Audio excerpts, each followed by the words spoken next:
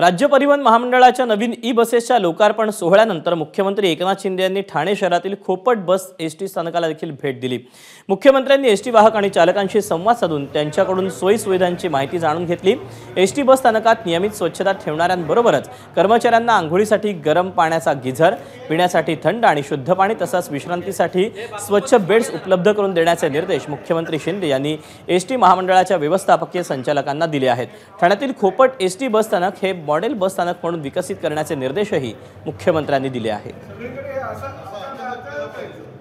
Public toilet ज्या महिला भगिनी आमचे बांधव यूज करतात ते पब्लिक टॉयलेट स्वच्छ असले पाहिजे। त्यासाठी एक स्वतंत्र यंत्रणा या स्वच्छतेसाठी वापरली पाहिजे। एसटी डेपो देखील सुंदर असला पाहिजे आणि त्याचबरोबर एसटी डेपोतले जे ड्रायव्हर कंडक्टर आहे यांचं विश्रांतीगृह आहे, जे रेस्टरूम आहे ते देखील मी आता पाहून आलो। टॉयलेट बाथरूमची देखील पाहणी केली मी, त्याच्यामध्ये सुधारणा करावी लागेल। एबीपी माझा, उघडा डोळे बघा नीट।